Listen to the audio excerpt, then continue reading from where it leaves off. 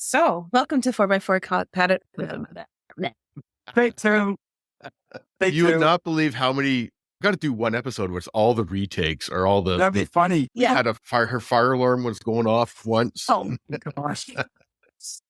Pretty funny, actually. Yeah. Dogs or animals come like through the screen. So, Oh, that's fun. Yeah, I got to go through one day and put a bunch of those together just for one episode. That'd be funny, actually. Okay, take two. All right. Welcome to the 4x4 Canada podcast. I'm your host, Trisha. Are you sure? I'm sure this And I'm your other host, Wes. And I am Duane from Just Jeeping Adventures. Super excited to have you here, Duane. This is your third round here with the 4x4 You know what they say? They say 3 times the charm. There we go. So thanks again for coming on the show and having chat with us tonight.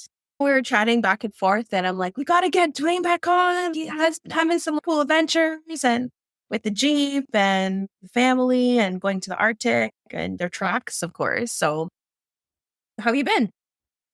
I've been good. I've been busy, and as you can tell, and doing a little bit of everything, really. Modifying the Jeep, as always, because you know what Jeep stands for. I'm sure you guys know. Yeah, pretty much.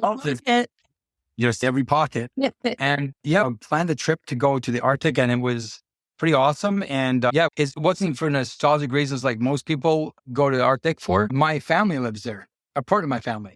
Actually, my twin brother. I don't know if you knew I had a twin, but you probably do from my video. Yeah, I saw that in the video. So let's talk about that. Excuse me for asking this, but why the hell would you want to go to the Arctic in the middle of winter? That's what I asked him.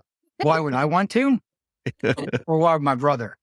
If he lives up there, he doesn't really have much of a choice, right? No, he lives up there because he was taking over the company. There's a main company called Northmart up there.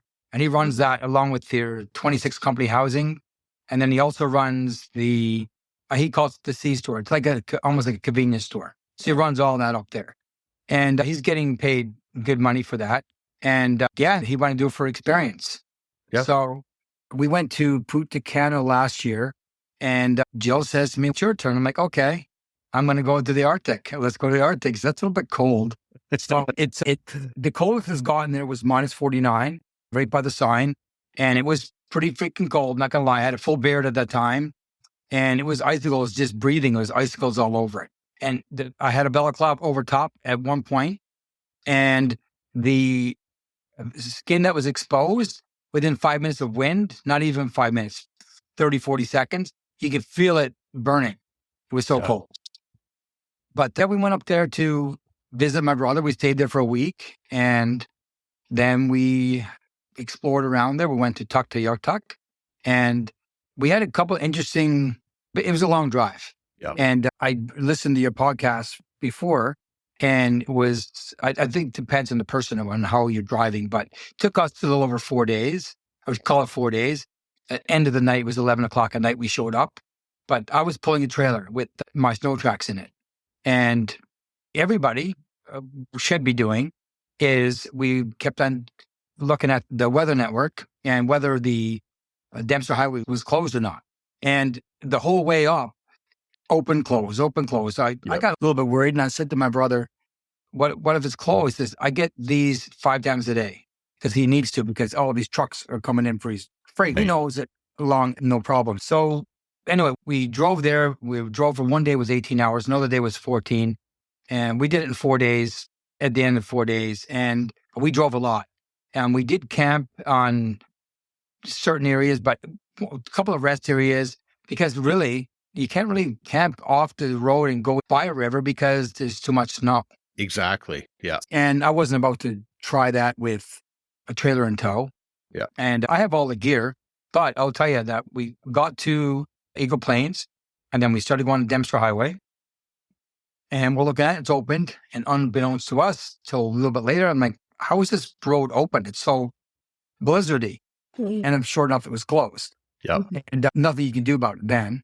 But we were cruising. I'm on my Starlink. I'm talking to my brother. And he's saying, you know what? You need to watch out for snowdrifts. And not 30 seconds later, bang, I hit 4 snowdrifts right in a row. And then the trailer went off into a ditch. And the Jeep partially, but not a lot, not all the way. And I think I couldn't believe it. And my brother's what? I'm like, I just went into a ditch. So, and I said, I'll call you back. Anyway, 4 low, tires down to maybe 2 or 3 PSI. I just flattened them down as much as I could. And 4 low, just creeping it out. I got out there after about 15 minutes. Yep. But I panicked a little bit. But I thought, you know what? If I panic and I let Jill know I'm panicked, then it's going to be even worse. But she kept her calm because there's nothing to winch onto. It's total desolate. There's nothing there. Always ice and snow. If I didn't get out, let's go back to that. If I didn't get out, what I was going to do is unhook the trailer and I would have gotten out with the Jeep, no problem, because it wasn't fully in the ditch, but it was really icy and I would have just winched out the trailer. Right. That was the backup plan. But I got out, and as we're driving through, you only have 3 hours of sunlight at that point, and 3 hours-ish. And then we're driving through the night, and all of a sudden I couldn't see a thing. I stopped a few times at like 10 kilometers an hour. And you know what it's like, Trish, in Ontario, it's a lot of snow drifts there, right? Yeah. Like blizzardy conditions, because I'm from East Coast myself. And I started seeing these reflectors. And the reflectors are always where the places where there's a lot of blowing snow drifts. I'm like, oh, that's to keep us on the road. But I couldn't even see. At some point, I was just going so slow. And I saw 1 vehicle in 13 hours. That's it. But at the beginning of the Dempster Highway, I don't know if you know this, but at the beginning of the Dempster Highway, it says, not word for word, but I can't remember off the top of my head, but it says, there are no emergency vehicles or medical vehicles on this Dempster Highway. Please drive with care. So basically, enter at your own risk. Yeah. And I get it in the summer. So I thought to myself, I thought, is this the smartest thing to do? Because we're pulling a trailer and then, but we made it there. And my brother was all excited and we did our thing, but we did a bunch of stuff all through the town, and showed me his work. And now he really wants to show me his work but there's nothing else to do there but work. There's a little over 3,000 people that live there. And Tuck, I think it's about, 690 or something like that, under 700 people that live there. And I met the store manager over there, and he's a really nice guy. And he also lives up there full time. But they get 6 weeks holiday, so they can leave for a full 6 weeks if they want. So they get a lot of temp people coming in. Temporary relief is what they call it. Yeah. And his wife also works up there too, because he wouldn't go there if it wasn't for his wife. But he tried to get me to go up there. And I thought, I could probably do that for a little bit to do some relief.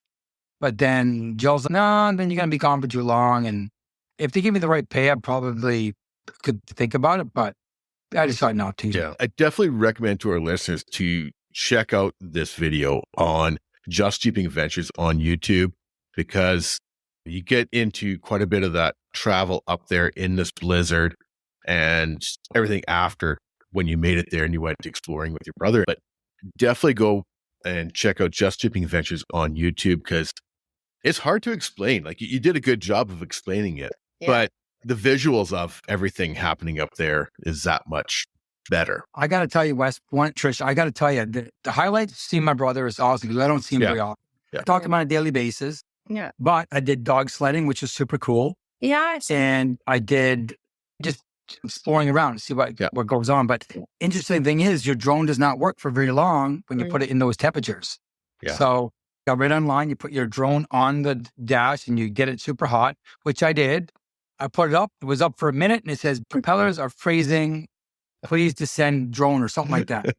Never had that happen before. So I thought I better bring that down. So I put it up, did a little bit of panning over a couple of things, just to get some footage. And then on the way back, interesting, I'll tell you on the way back. Oh yeah, on the way there, actually, let's start back there for the trailer. Carrying a trailer, I did have a spare, and I did have this thing called glue tread. You ever hear of it? Yeah. It's got like the Colby valves and stuff like that in there. And then all of a sudden, I had a flat, and it was a little tiny, I found out later, a little tiny piece of metal. And then it's minus 30 or 20, something like that when I'm out there. And I had to unhook the trailer, back the Jeep up, block it off, because I had my air up system, which is in the passenger, is not long enough to reach the trailer. So I had to do that. And then I plugged it, jacking up, plugged it. And then I had to do it again. It happened twice. And then while I was at it, I'm like, crap, my valve's leaking. So I got a Colby valve out, cut that off, put a Colby valve in it. And then that was on the way there. On the way back, the roads are so bad. It's not the Jeep. It's the trailers bouncing everywhere. because it's Yeah. a single axle trailer. I broke a leaf spring. And the morning of, we were going through a long stretch to Whitehorse. And Jill says, let's just get regular clothes on. I had all my snow pants on, everything, right? So I took it all off, put my runners on, ready to go. Not 5 minutes after I left a rest area camping spot, I felt the Jeep swaying back and forth. Something doesn't feel right. So as there turn off, I'm like, there's a rest area right there. So I stopped. And yeah, my trailer was sitting on top of the tire. I'm like, crap. So I'm pretty innovative because I've done a lot of stuff and I didn't grow up with a lot of money. So when I try to figure something out, I'll do it the best way, cheapest way possible. So I didn't have a leaf spring. So I took the propane mount off the back and I had these ratchet straps, which are good for 1,000 something pounds. So I used those and put some blocks. I wouldn't use those as my leaf springs. And that lasted me 284 kilometers till I got to another spot, which the guy helped me put on a leaf spring. He happened to have one in stock. He gave it to me, I can't remember, $60 or something. He even put it on with me.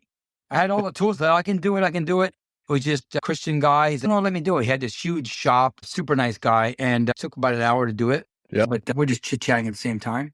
But yeah, then so I broke that. So anyway, that's a trailer. You always have extra parts too. Well, parts for the trailer. It's such a hard thing on those, like your little trailer, like you mentioned, it's just a single axle cube trailer kind of idea, but they don't have the suspension that the Jeep does, right? No.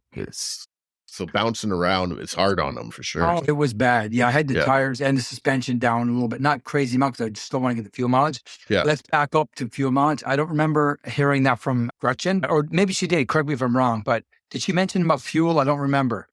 Because I don't think she did. No. One thing about the fuel, we were always adamant. And it's called the long range of fuel tank. Yeah. So on board the Jeep total, I have 152 liters on board. All I have to do is press a button and it goes into the factory tank. So I got it from West Coast Off-Road and the super nice guys. And so I called in advance and I said, hey, when is your fuel station open? Even though I had another full tank, just in case in the winter, you never know when you're going to get fuel. I always fill up anyway. Even though I had 3/4 of a tank, I'd still fill up. You just don't know. Yeah. So I called in advance. They close at 8. I get there at 7:15, not a soul in sight, all closed. 2 vehicles sitting there to wait overnight for the fuel station to open up the next morning. Because they don't have enough fuel. So, and some of them are card locked and some are not. So sometimes you could get fuel and sometimes you couldn't. Yeah. So if you're going to travel in the winter, I think everybody should be like that anyway. You should be extra cautious and that stuff like that. Because these guys asked me, it's like, oh, are you okay to go ahead? I'm like, yeah, I have 2 fuel tanks. So I made it. It was only an hour and a half or 2 hours, I think, for the next one. And they were almost on like quarter tank. They wouldn't have made it. Yeah. You know what? I didn't have any extra fuel because I had it in my Jeep. So I wasn't about to give it away anyway. So would have been a hot commodity because that is expensive. The fuel there was about off the top of my head, I think 280 or 284 or something like that. Wow. Yeah, per liter. Yeah. That's something I normally do, even in the summertime. I always stopping and just topping up the fuel kind of idea. And especially if it's just get out and walk around or whatever kind of idea, move your body around and just topping that up because you never know what can happen, right? Mm-hmm. So you don't know. You know what? When I went off the road on the Dempster, I thought, I got lots of fuel. I've got diesel. I'm fully prepared. But that's the last thing you really want to do. You don't really want to be having to be stuck. Even though I have Starlink, I run a Garmin InReach I take with me.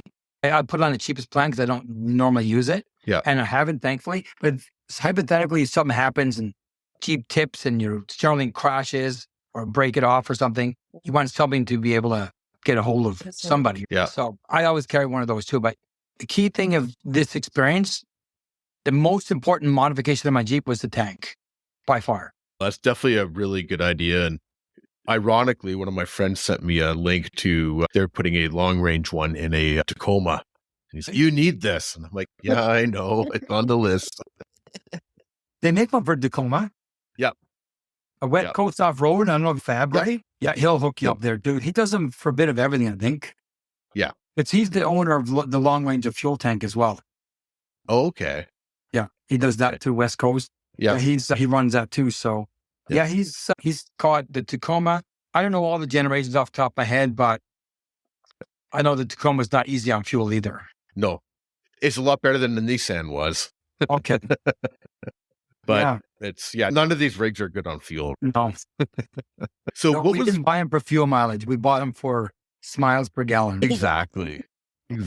So, What was one of your favorite things about going up there in the winter? Maybe other than seeing your brother, obviously. I think just overall experience, just seeing how the people live. It's so community based. Everybody says hi.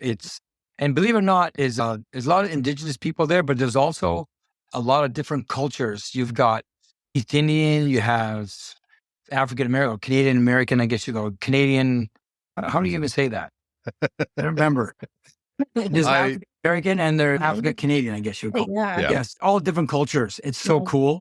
And everybody is so friendly. It's, they just got one pub, which is, it's okay, I guess. It's in a hotel. Yeah. It's just different living.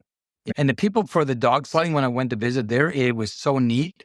And I had my own boots, but those boots are not warm enough for you. And these boots or these gloves, I'm like, okay. I had a blue jacket on because my jacket wasn't warm enough for them. And you're going out for 2 hours, you want to make sure. And I wanted to fly my drone, but I'm thinking, I can't even fly drone because I was on this one skinny sled myself. We all had individual ones, had 5 dogs pulling us. And I want to get some drone footage. So I said, hey, I'll pay you a few extra bucks if you want to get some footage from your snowmobile. So we got some, and you can probably hear in some of the video of the snowmobile in the background. Yeah. But because I'm trying to get me some footage. And they go about 30, 35K, which is not bad for dog sleds, I don't think. Wow. But then we're trying to race. And I even said to her, I said, hey, I'm doing a YouTube video on this one. You make sure you give me the fast ones. So they did. And my brother, being twins, were always competitive fun though, right? Yeah. He was trying to push but if you push too much, the sleds are so skinny, they're like this. They're like the width of your body. Yeah. Yeah, I don't know if they got like a stopping pad that goes in the snow. Then you have a brake that you press on if you really want to stop. Because the stopping pad is only for slowing you down. And if you want to stop, that's not going to stop anything.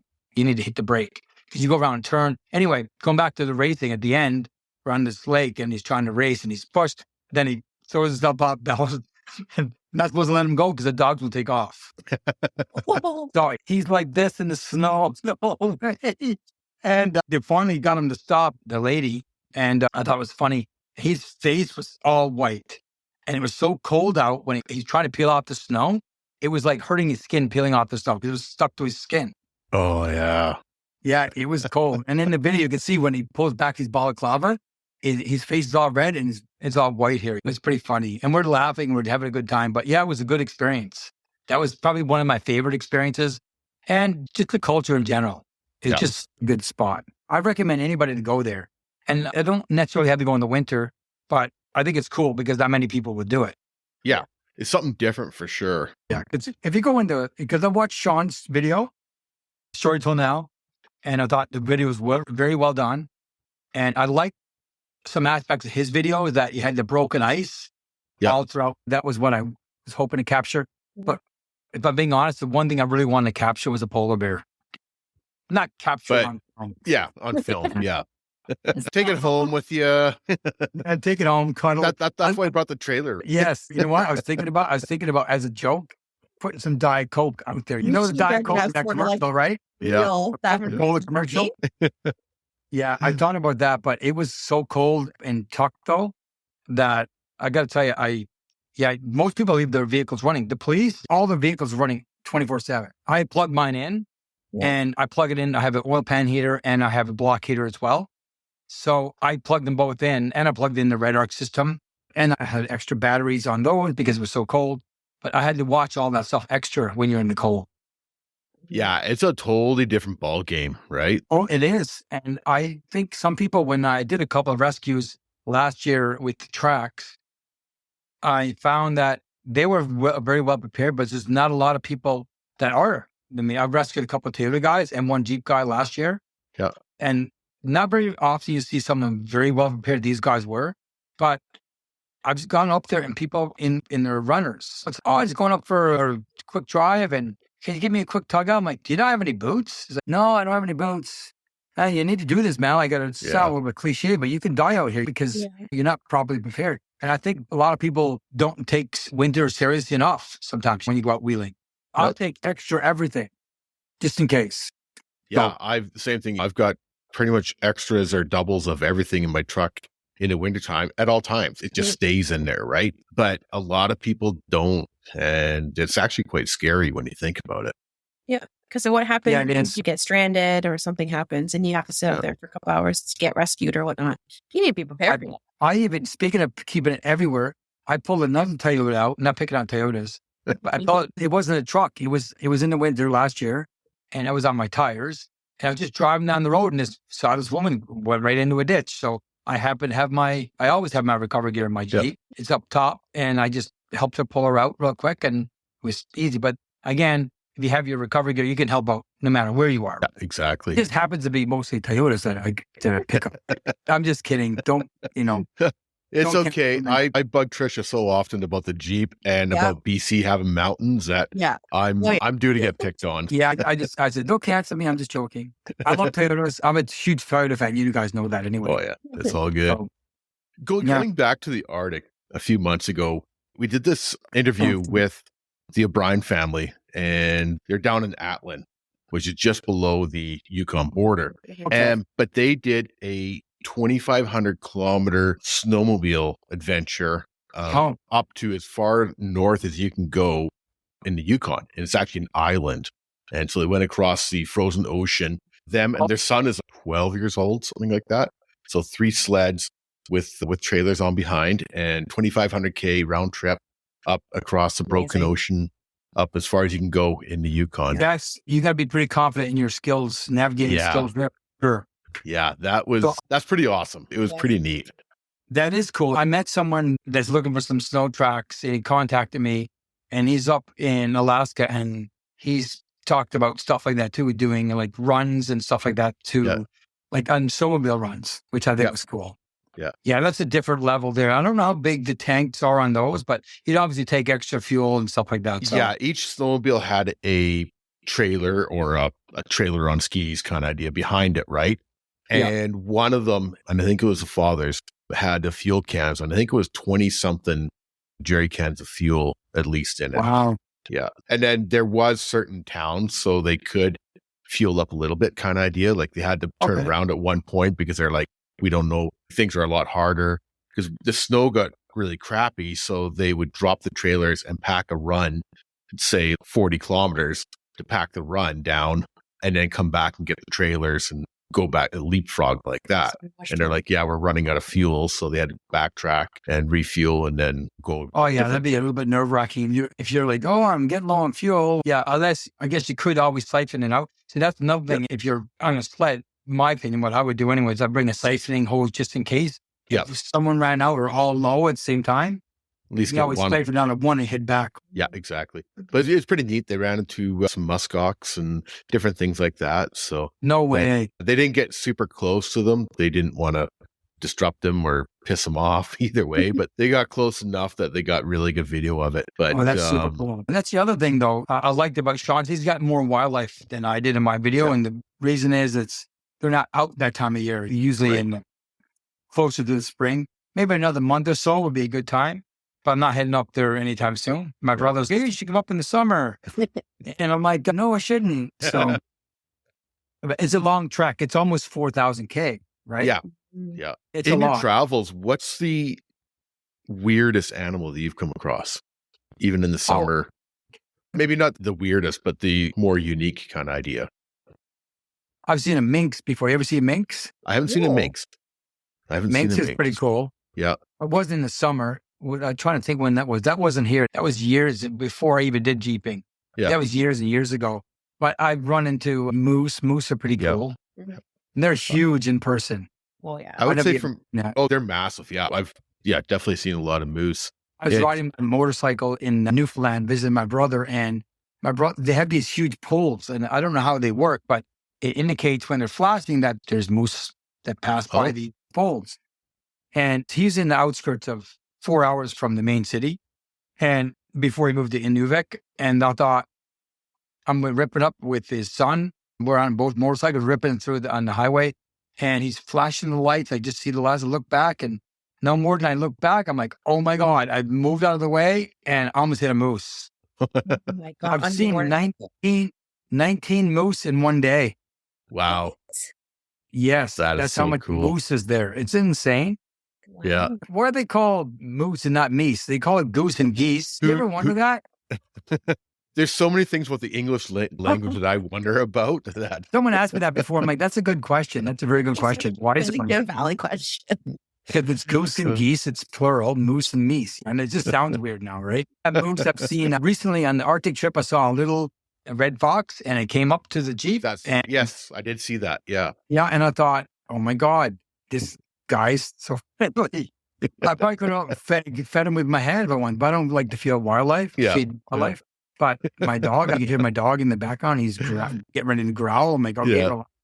And the elk, he doesn't know any better. Remember, he's never seen any wildlife. And when he does, he thinks they're either a threat or he'll try to play with them, or maybe he's doing it because he's frightened. Yeah. But yeah, he's going crazy when he saw the elk. And there's tons of elk. I didn't get it on video, unfortunately, when I was coming up on him, because I was doing about 80. And then the roads are pretty icy and I'm trying to slow down. And right, the sign says elk on this road, the next whatever kilometers. Not sooner than I saw that, I go up the hill and all of a sudden, boom, there's 20 of them there. That's cool. It was super cool, but I didn't get that on video. So I said, get the video out. And I only got a little bit panning over to the side. I'm like, damn it, because most of them right into the bush. Yeah. But now I have a different setup in my Jeep. I just picked it up yesterday, Amazon, and it's called Small Rig. You ever see those? No. Yeah, it's a Small Rig I use on my camera, and it's like a cage, and then you add your phone on it. But you can also just it's got different various holes for it, pre-threaded holes. So they make this extension. So I just mount it into my molly panel. Now I have a mounting spot for my camera, so I can face it towards me now, away from me by the passenger, instead of holding it like this and say, "Hey guys, it's more sturdy," and I can put it in whatever angle I want. Amazon, and this thing I was telling you earlier, I got it from 4 a.m. They told me between 4 and 8 a.m. and they shipped this into me. And last night, I ordered at 8 o'clock last night. It showed up this morning. Isn't that crazy? Incredible. Right around the corner waiting for you. Yeah. Is that what you had it in Vernon last year? Because I remember when we were talking in Vernon last year, where you had basically you can go portrait and horizontal, right? Yeah. Which I thought was great because that way you're not going to be losing any footage. You can use footage for shorts or reels as well as use footage for YouTube. Yes. So I usually leave mine in horizontal mode all the time. And the reason being is I will film in such a way that, like on some of my reels, you'll notice how close up everything is. Yeah. So some of the deep snow stuff I've done, once it changes to portrait, you lose some of that on each side. And I can just adjust it over and I can just have the Jeep in the side. If I'm off the side of the road, you can't really tell it's the side of the road. It looks like really deep snow. It's all about that editing. So I was going to make some male comment about making it look bigger, but just shut the front door. Yeah. No, this whole overlanding, I get a lot of people asking me, do you actually use your Jeep? And I'm like, man, do you not see my Jeep does not have any black suspension on it anymore? I use it pretty good, and you guys know that, but I started collecting badges. You probably noticed that too, right? Yeah. And I just did another Oregon one. So I got the 2 Oregons. There's one in Washington. I've got a bunch of Colorado. I've got 10 total now. But I really want to go down and hit down California. And then I guess it's more of a accomplishment. You know what? I did this trail. Yeah. And it's cool to film it. Sometimes you can't film it. It's people behind you because some people are impatient. Like Utah, for example, I didn't do every single trail that I could film because in Utah, there's always somebody behind you. Really? Because everybody's wants to do the trails, right? Yeah. And let's be realistic. Not everybody's going to go out filming either, right? Yeah. Also, a lot of people don't like going out with YouTubers. I think that's why you see a lot of people that are digital creators going together sometimes because not a lot of people want to go out with them because of the times and stuff like that. Yeah, there's a hit and miss. I went out with a couple of people and some people don't like the videoing. And so they're like, oh, you can go ahead. You don't mind. Oh, it's okay. But that doesn't give me an enthusiastic response. I'm not going to do it. So I'll still go out with them. I just sometimes won't film. Like for a while, I did a renovation in the house last year and it took all summer and I didn't some. and I'm still not finished. And now I didn't go out as much as I usually do. Like last year, I was on my snow tracks, I think 22 times last year. Yep. And this year I've been out like 3. Yeah. No way. Yeah. And which is fine, but sometimes it's nice to get out and just do nothing. Like we'll do it like a date night, we call it.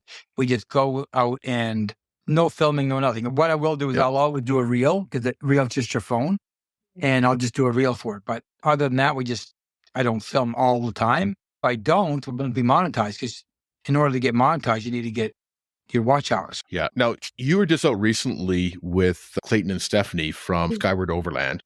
Yes. Great people. And to our listeners, check them out on Instagram, Skyward Overland. They are a unique duo, and they're one of the very few couples that run 2 vehicles quite often. Yes. And I said in my last ending in my videos that Jill did not get any ideas. We have enough toys. They have 2 toys. We got different toys. But having 2 vehicles, it's pretty costly too. So head props to them for doing that. Yep. And I was just talking to Clay just before this podcast, and he's waiting for my video to come out. Super nice guy. Yeah. He helped me out so much. I forgot so much stuff last week because I went down and got a new tent, and then I forgot baby wipes, and I forgot my coat for my Kraken, which is now banned because of this tariff stuff, because it's American. Yeah. So I bought 2 40-pounders, 3 26ers. So I can have my Kraken, but whatever. Anyway, yeah, you know what? He's such a nice guy. I went out and got him I never tried it yet. We're supposed to. It's called Writer's Tears. Have you ever tried it? No. It's a whiskey. It's a high-end whiskey. And I thought I was going to have some last time, but we never end up making it that far. He would be a guy that would enjoy that for sure. Yeah, he likes his whiskey. Yeah, Yep. He said whiskey. Yep. And he gave me this other one. It was called apple pie, but not apple pie. It was, I can't remember the name. It was a beer and fireballs mixed, and it tasted like apple pie. And it's deadly, but I can tell you, it's not something that I like. Yeah. The next morning, I don't get hangovers. And I didn't get one from this, but my stomach felt off because it was really hot. So it wasn't my thing. So I'll stay away. I like liquor, but not that kind. But it was good. And if somebody's going to know about his liquor, it's going to be Clayton, right? Like that's his job, right? Oh, I know. I asked him about some Irish beer. So I brought some Irish beer to my house to add to my bar. And I thought, I'm going to try this. When I shook it for 1 second, I'm like, I wanted to make sure it's got the nitrogen in it. Yeah. Didn't even know beer had nitrogen in it. And I opened it up, it's like, everywhere. Oh my God, I'm trying to drink out of it. But I'm Irish, my background's Irish. Yeah. Thought, now I wanted some Irish beer, true Irish beer. Not just Guinness, But anyway, yeah, you're right. He's a connoisseur. He'll tell you all kinds of liquor. And then Steph, she's a pastry chef, right? So how can you go wrong camping with these 2 people? He knows his alcohol, and she's a pastry chef. Right? I know. I got to ask her about it because I usually Google it and I make a bunch of combinations because once in a while, you probably notice during Christmas specifically, I was making birthday cake martinis, espresso martinis, all kinds of different martinis. But man, these are like 4 or 5 ounces of liquor in them. And they're really sweet. You put the sprinkles on them and all that stuff. They're pretty nice and tasty. But man, you'll get a good buzz out of one drink. I bet. Especially somebody like me that doesn't drink all that much. You know what's funny? I never drank a whole lot until I started wheeling. Really? I'm not joking. You go camping, you just have a sip of drink and, that tastes good. You're having a fire, you're cooking. Yeah. And one thing I am a fan of, wine. I like wine with pasta. I like beer with beef. Red wine also good with beef. So I don't drink a lot of that wine, but I think it's nice to have. I don't drink a whole lot that in aspects. Sometimes I'll just for fun, I'll just go good, like my last drink. Yep. My mother-in-law says, "Oh my God, when I watched you pour that drink, I was wondering when you were going to stop." Because I drank it was probably a bottle about this big, and probably this much of it was Kraken. Yeah. I did it as a joke. I'm like, that's 2 drinks. At least. When I was in Toronto, my ex's family were right off the boat from Italy. So it's always about the grappa. It's grappa. And I'm like, oh my God. It's good stuff, but not all the time. I was going to ask, I know we talked about you bringing your tracks up to the Arctic, but how were they up there? Like you did tried them, no? Oh, yeah, I did use them. I drove around the city, which is super cool. I did a recovery with a police officer there, and they were super cool. The police there are so chill. And one of my reels, I actually did a selfie with them. And one of my friends, man, that's the best looking police officer I've ever seen. So two of them, one guy was probably like 6'7", and the woman they were probably in their, I'm going to say late 20s, maybe, but super chill. We went on ice roads with them. Okay. Drove almost to Tuck, but I didn't want to drive all the way there because I didn't know the fuel. I didn't know, because you can drive right next to it, next to the ice roads. There's ice roads, and then there's, which I could have driven on, but I drove on the snow because otherwise the tracks would get hot. Yeah. Right. So I was blasted through the snow, and I got to tell you what, a blast. And I didn't even drive it. I should take that back. My brother drove, because my brother, I get to drive the Jeep all the time. He loved it. So Yeah. he drove 100% of the time, all the time there. And I have the hydro just steering in the Jeep. It's like, oh my God, it's so easy. Even with snow tracks on, you can turn with your index finger. And Nice. factory, you can't even budget with the factory. Yeah. Yeah. But we were on the ice roads, and we're cruising at night, the first night, and we're doing a little bit of filming. My bags were almost dead because it's cold. And I'm on the way back, I see all these headlights. I'm like, oh, there's snow sleds. It's a guarantee they're going to slow down and turn around. And they did, because I have the rock lights on the red. I'm just we're blasting through the snow, doing about maybe 80K through all the snow. And you can't even see the Jeep. You saw that with all the snow, right? And these guys are doing wheelies and everything next to us. I'm like, damn it, my drone, I only got a little bit of footage because my bags were dead. I can't just drone. Damn it. Yeah. So I was like, I was a bit annoyed, but these guys were super cool guys. And I think one of them had 8 sleds. And so I got 8 of these home. And so, oh, you do? So they love the snow there. And they do what they call, I think it just happened last weekend. It was like snow, I forget what it's called. It's a certain event they do, but it's racing sleds. They race each other, a whole bunch of people, right? So but they do it on the ice roads, which I thought was cool. That'd be neat. But, I wanted to be there, but I would have been there rather. I didn't know it was going to happen this late in the year. I thought I would have been there, but I wasn't. Damn it. But yeah, that was cool. And then the snow tracks are not really, they're cool to go on the ice roads and stuff, but I didn't really need them anywhere else, to be honest with you. I just did it to try, because how many people can say they've been on ice roads and snow tracks? Exactly. And that's the reason why I did it. And my brother wanted to try. He's never been on snow tracks either. So he wanted to send some pictures back to his family and stuff like that. So I thought, you know what? I got so excited that I forgot to take a bunch of pictures of the Jeep on snow tracks, because I was slated for a magazine. I can't tell you which one, but I'm slated for a magazine. I was supposed to do a bunch of shots with the tracks on it. So now I'm trying to piece some together from stills from the videos and see if they will use it. I hope they still will, but if they don't, if they don't, I'll tell you what magazine. But I already did the mod list and all that stuff. But yeah, I was so excited there. I totally forgot about doing it. I was just busy having a good time.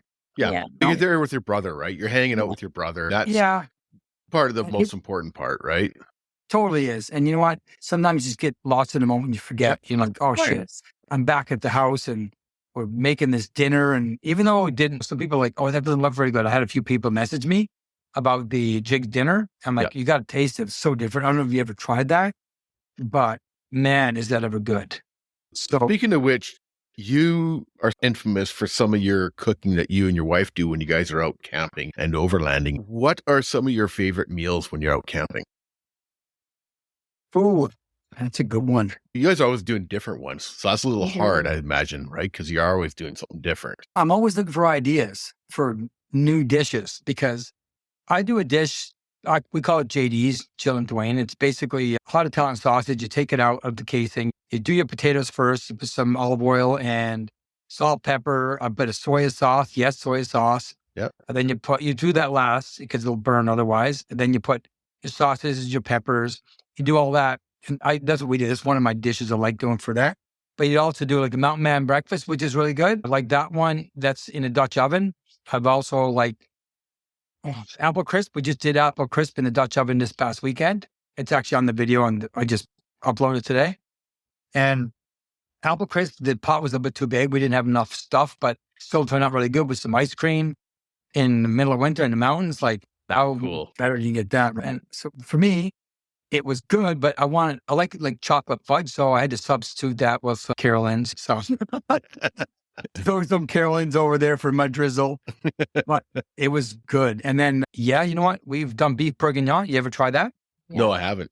That's like a French stew, but I got to tell you, it's not really, it's a French stew, but don't think of it as in a stew pot. It is like that, but when you put it on a plate, it's like your standard, like it looks like your standard roast beef dinner. Yeah. It's so good.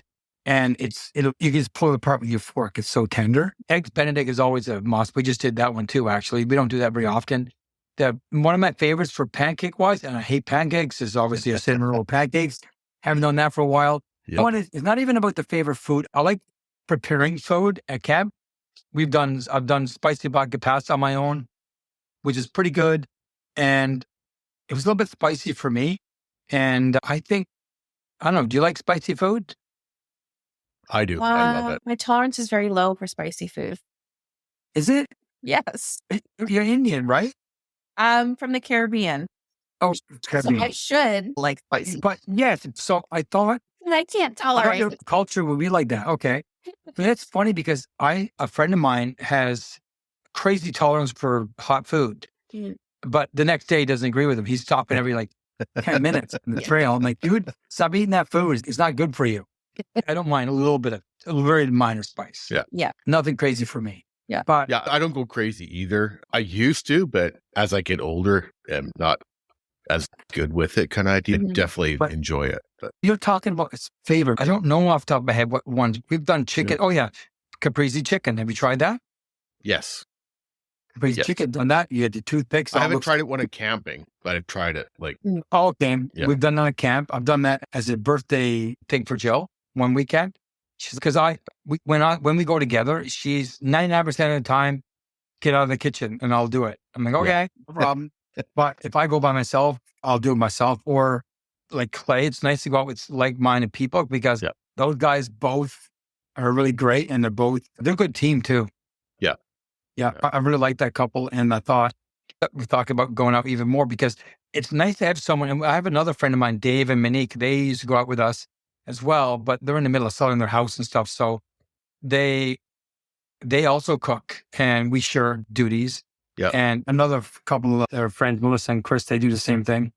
And it's nice to have couples that do that because sometimes going out on your own, I don't mind it, but if you're doing it over and over cooking for people, it gets tiring. So sometimes, especially out in the trucks, I'll just grab frozen pizza, throw it in the freezer, 2 or 3 of those, and I'll cook something for breakfast nice. But the rule of thumb is, even with Jill, is when we go out the first night, we do simple. Yeah. So we did beef birria and nachos the first night.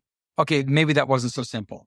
But so sometimes we do simple when we first get to camp. But yeah, we did beef birria and nachos on our last outing. And man, oh, so good, so good. Dutch oven again. yeah, And Dutch oven stuff. If you haven't tried Dutch oven food, I haven't. And that's one of the things I was going to ask you about. This Dutch oven is a whole thing that's totally new to me. Cast iron has been new to me over the last year, but I've never done any Dutch oven stuff yet. the thing about the Dutch oven, and people, I throw Monique under the bus here, and if she listens to this, I'll send it to her and she'll probably laugh. But she always puts it on the fire. And we always say, don't put it on the fire. It's even recommended to use briquettes. Use briquettes. It's a lot better because it's even to distribute the heat. And that way, everything gets, evenly cooked. So sometimes something will be cooked halfway or 3/4 away. And this way, you're 100% perfect that way. Yeah. So you just get briquettes put on the bottom. You get it ready to go, put it in place. And then you put some briquettes on top of the lid and just time it every so often. And it's almost dead on precise for timing. We got it down pretty good. But in the beginning, I could tell you that we burnt a lot of food. And you know what? You throw half it in the fire, you eat part of it, and you have to eat something else for breakfast. Yeah. We did that with a Mountain Man breakfast. We've done it with brown sugar. Like sugar, if you get it too hot, it burns real fast. Yes. Yeah. I'm learning that as I go. I'm no chef, but I like to cook, but I make a lot of mistakes, just like anybody. When I did a little dish for Aubrey, is it? Yes, Aubrey. Yeah. For a cook partner last year at the show, I was a bit nervous and I said, okay, guys, I thought maybe 5 or 6 people, probably like 20 people or so watching me cook. I'm like, okay, guys, I am not a chef. That's what I said. I'm just telling you, I'm helping out him. And this is how I cook at camp. I didn't even film it. Normally I would, but Yeah. I didn't even bother because there's no point, because I don't want people looking at that and this is how I do it and this is annoying. So I'm just a guy that likes to cook. I think I'm pretty good at it. Jill will tell her the same thing. She's definitely a better cook than me. I just love getting the chopping and getting it all ready. And at the end of the day, you throw everything in there and it's just nice. I try to capture that passion I have for cooking in film, but I don't think I have it down just yet. I need to watch some more. Yeah, it's tough for sure. Do you make the meals at home first and try them and perfect them a bit before you try it out camping? Or do you actually try new meals when you're out camping? I could totally lie and say, yeah, no, we do it all I can. No, sometimes not all the time. Sometimes we'll cook it at home first. Yes. Yeah. So we've done beef bourguignon because we want to try that at home anyway. And I'm wondering, and I said, oh, you know what? We should try that at camp. And we did. And the first time was a bit watery. And then after that, we've gotten better and better. Right? Yeah. So we've done the chicken pesto cutlets I told you about. Yeah. We did that at home once. And we'll both agree that it's probably the best meal we've ever made. And it's like a spread. You put, what's the best way I can put it? Off the top of my head, and I think I can remember this. You put the chicken in the pesto, and you put it in the egg, and then you put it in the breading, and then you fry it, and then you get the pasta. Pasta is easy to do. It's like 12, 13 minutes, depends on what you have. And then you do your feta, which you whip it up. I told you, eat your cream cheese and feta with olive oil, salt, pepper, and lemon. Mix all that. That is ta-da. You can use that for anything. It doesn't have to be for chicken. You can use that as an appy spread. Oh, yeah. So freaking good. Yep. You got to try that. I'm not joking. I'm going to ask you next time, actually. So, Trisha. Yeah. How does your hot dogs and calf dinner compare to this? Hey, is it crust? I do. Okay. Do you eat craft dinner or is it Annie's? Craft Myself, Craft it's dinner. the other one. Sure. It's the, not Annie's the is Annie's. better. Annie's is better. But there's also that new one by Cheetos or whatever. No. Okay, I never tried that. What is it called? Cheetos? Yeah, they've got 3 or 4 different flavors on it. And it's just different because there's like a hotter one. It's got a bit of a kick. And then there's like 3 or 4 different flavors. And it's not that I eat that style meal very often, but there is a few of them sitting in the cupboard. So I'm not going to judge. I eat those sometimes, so I have some in the cupboard as well. It's just nice and easy to make, right? Yeah. Sometimes you're hungry, you come home, you just want to eat something quick. Exactly. And you know what? I'll have a whole box of Annie's, which is easy. Yep. People think, oh, I just such a pig. A box of Annie's is one person meal, in my opinion. And when I was a kid, it was two meals.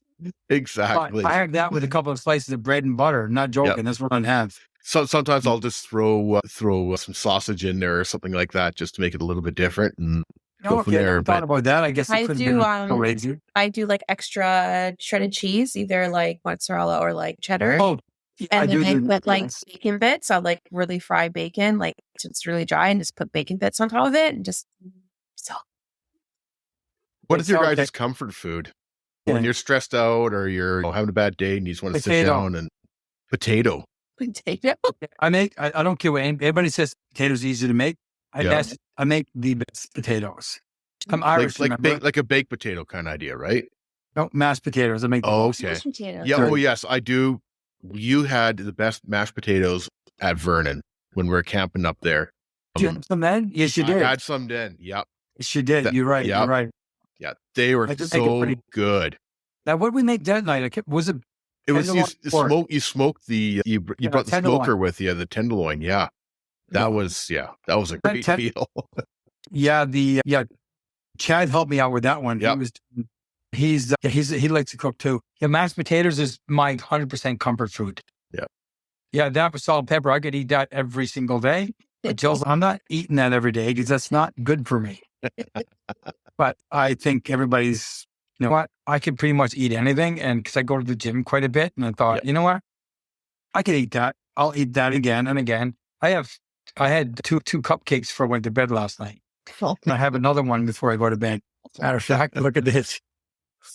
There you go. You got it ready. It's called Guilford cupcakes. Oh my gosh. Cool. So Have I you ever love tried those? pretty funny. I haven't. No. We ordered those on Skip last night. I got to tell you, Jill is a wicked baker. She's probably the one. I'm not one of the best. I think she's the best baker I've ever. She makes stuff so easy.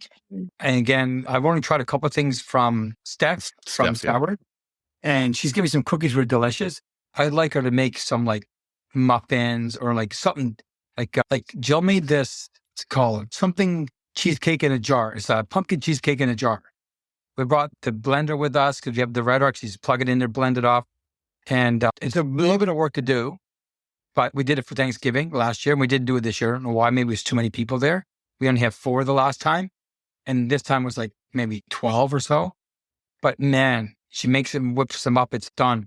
I could stand in front of the bar and she'd be mixing something up. And 15 minutes later, it's a cake. So she loves that kind of stuff. So. What's your favorite or what's your comfort food there, Trisha? Yeah, what's yours? Kraft dinner? No. No, you know what it is? It's pasta. Oh, okay. That's another one. That's a good one too. Yeah. Yeah, pasta's good. Yeah, pasta's Fettuccine or noodle? I'm a Balinese, like the whole tomato kind of sauce, spaghetti, maybe penne. Oh, But I like red sauce. Good. So yeah, fettuccine.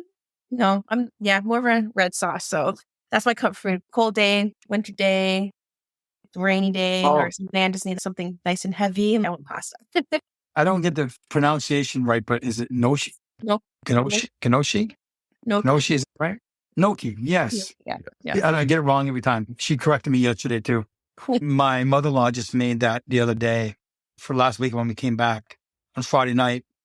And I got to tell you, I'm not even a soup person. And it's not really, it's a soup, but it doesn't taste like a soup. It's like really thick. It's got Italian sausage and a whole bunch of goodies in it. It's so freaking good. That's another comfort thing I could eat. Yeah. For sure. Mine is Ichiban. For some reason. What the hell? I don't usually drain the water out, but I'll put in broccoli Isn't that or meat or something. Bowl, you add water? Yeah. Oh my God. It brings me back. It's just as a comfort thing. It brings me back, I think, to when I was younger and I had no money and that's what I ate kind of idea. Usually you think you'd hate that, but for some reason on a cool day, it's just, you throw broccoli in there and some vegetables and sausage or something in there. And it's just, I don't know why, but to me, it's just a comfort food. And I think it's got a psychological thing to it, I think. Yeah. Mike, you know what? Because you just made me think of something I had because we didn't grow up with a lot. I have 4 siblings. Yep. And we had, might sound gross, prepare yourself, but I used to make, not my parents didn't give it to me. I made it because I was hungry. I was trying to get some out of the cupboard. And long story short, I grabbed mayo on Wonder Bread and then I put those premium crackers in between. Okay. And that was my sandwich. So you cook a lot camping and at home and whatnot. What do you like cooking on the most? Because I hear you use Dutch. Do you do like over the fire camping? You also use. We've done that. Coastal. Like, what do you like? What's the best meal that you've had like doing? That's a good one because I've got quite a few meals in my head, but I thought we did pizza, like full on. No, I'm not talking buy the pizza. I'm talking doing the dough and everything. We did that at camp and that's way back when in one of our older videos. And maybe I'm going to get to Jill. Let's try that again because we did that right over the fire. That took a while, but it was delicious. That was cool.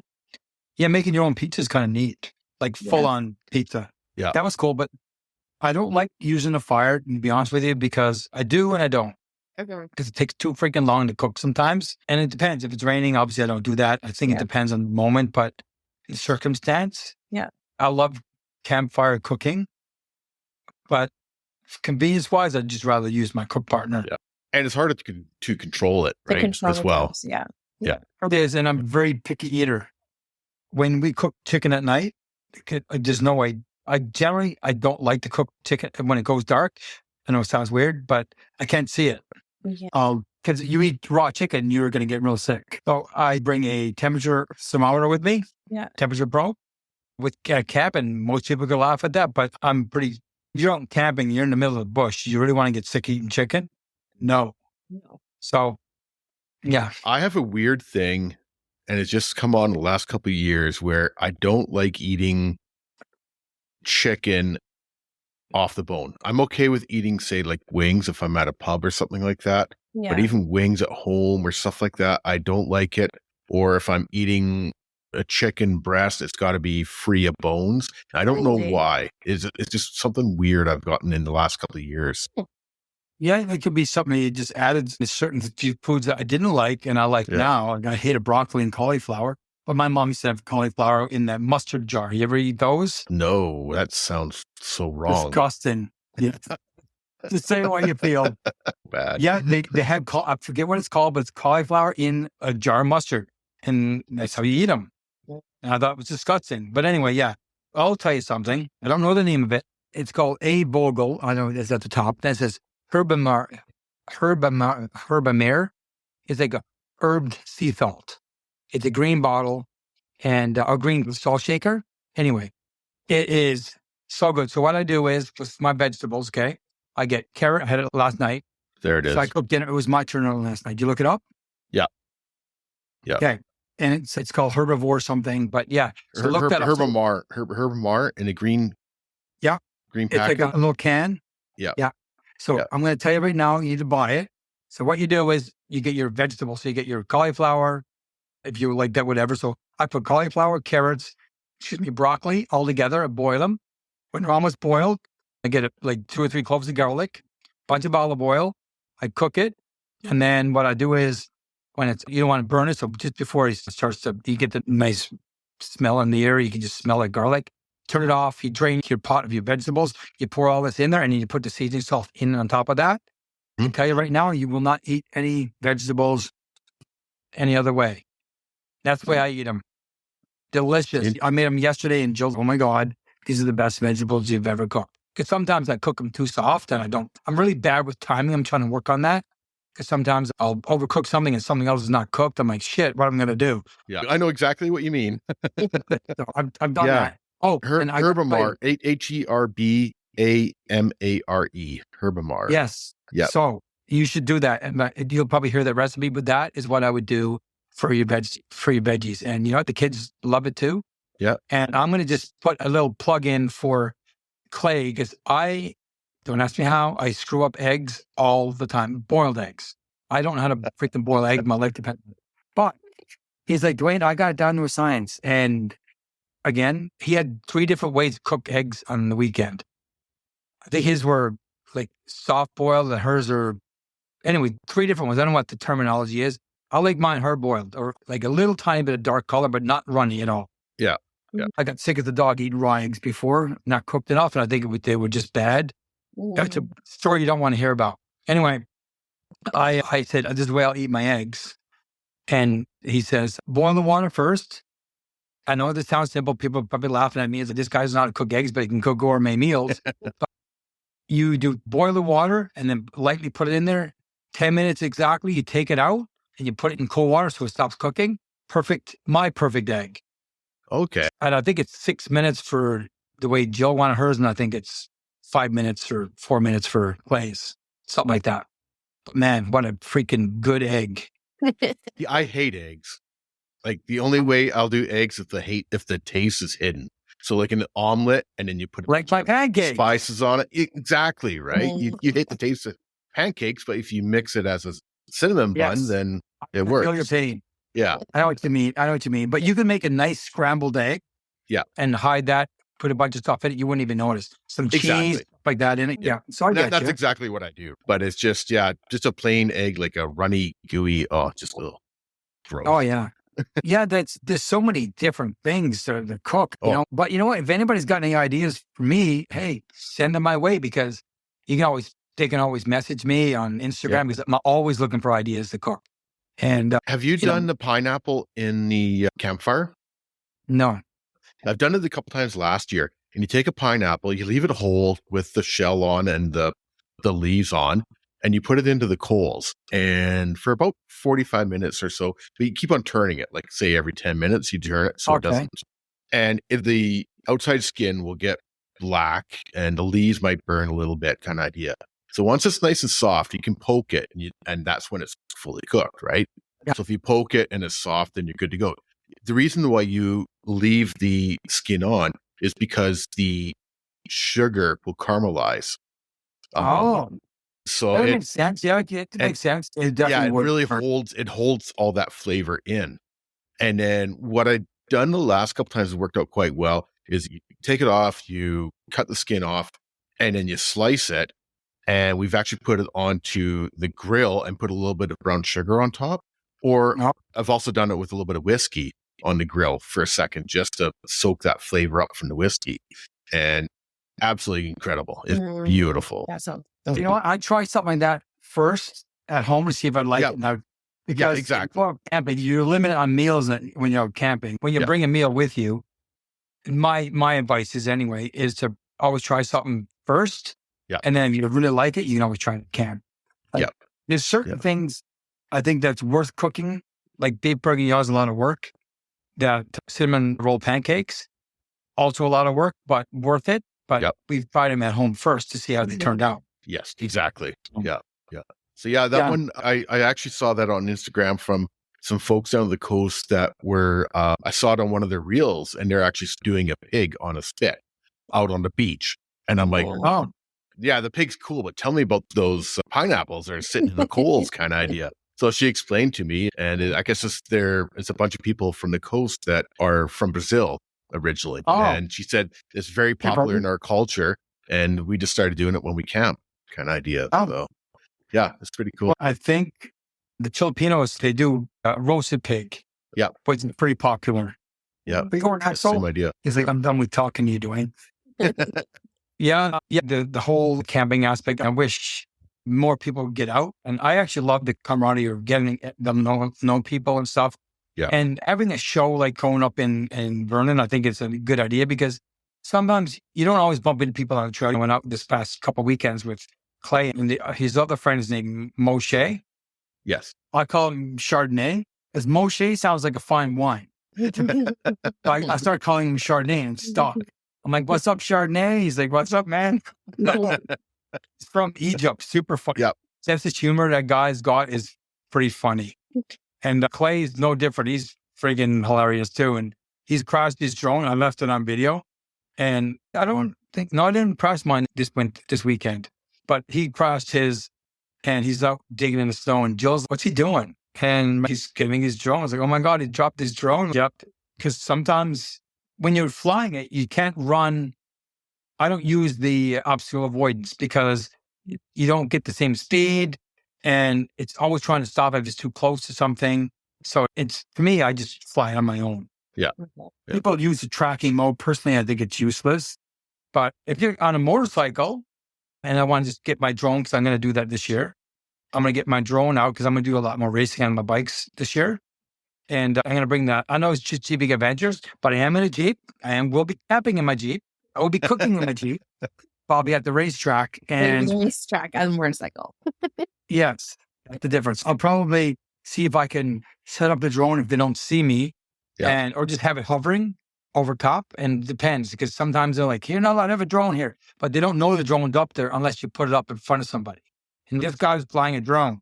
So if you put it far enough away, I think you'd be fine. Obviously, you don't want to hit someone's.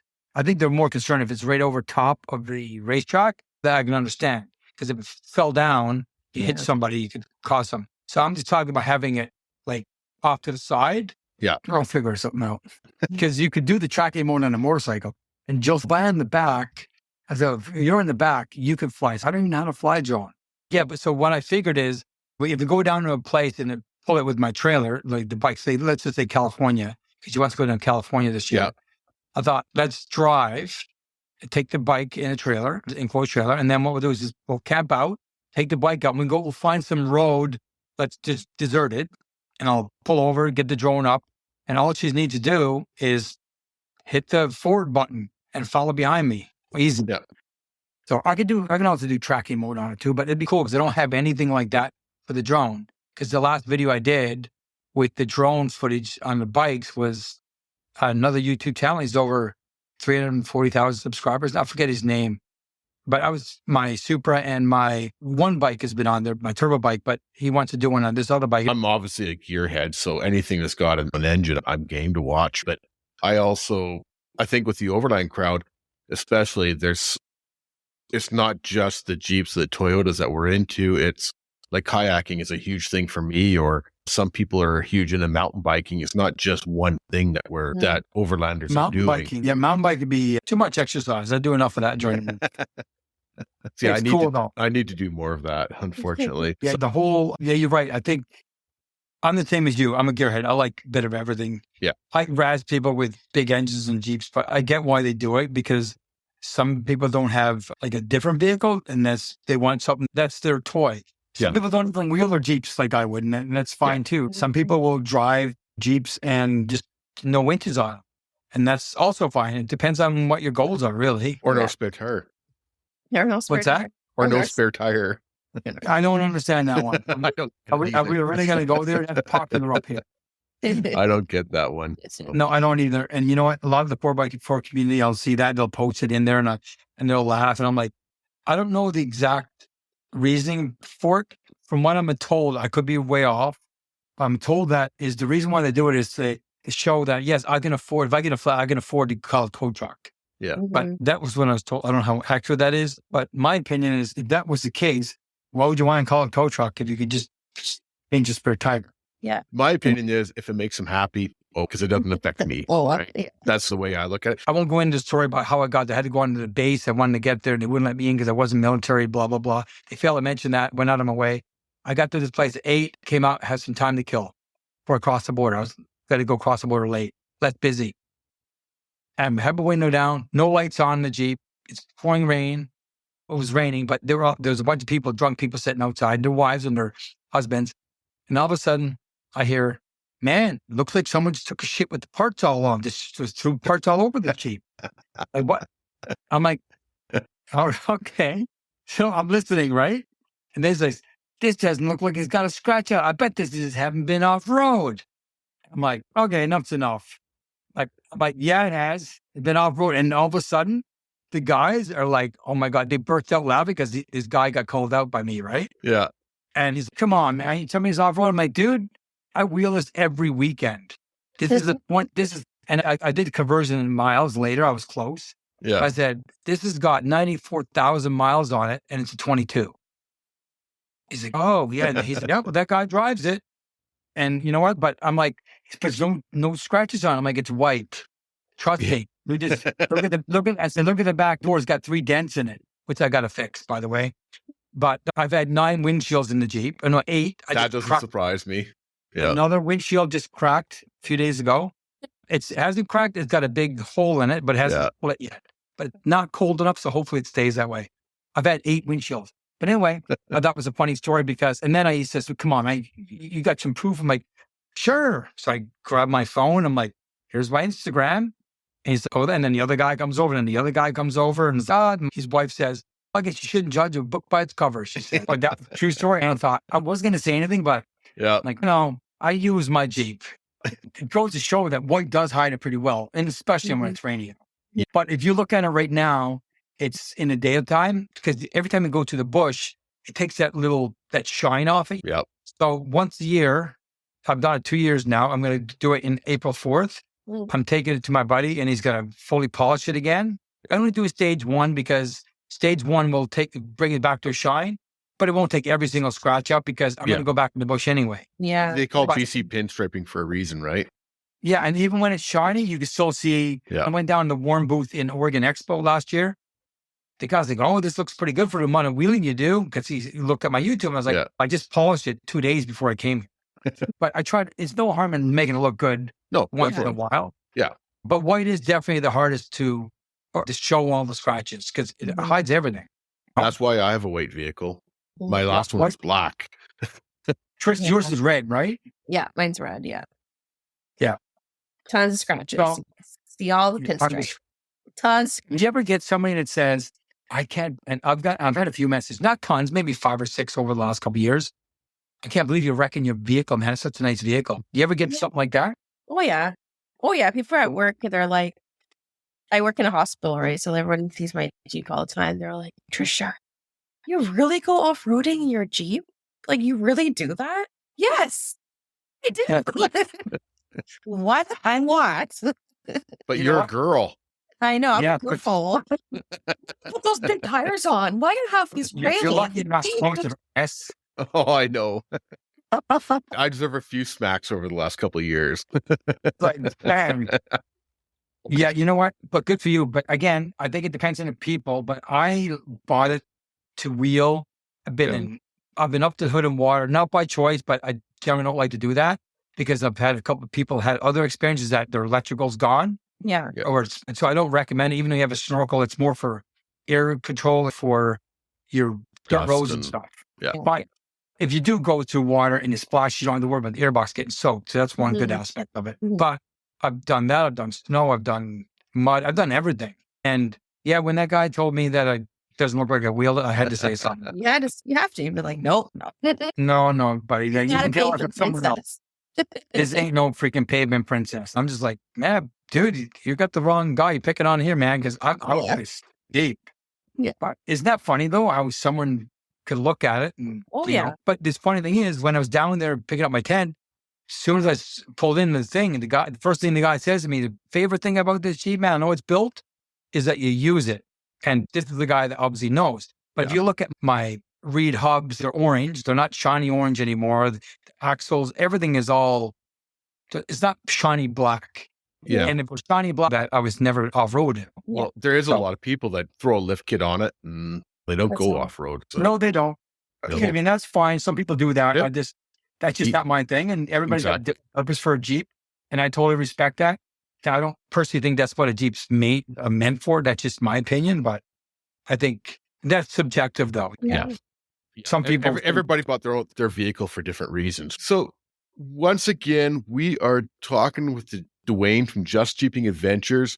You can check him out on YouTube. You got to check out that Arctic video if you have not seen that yet.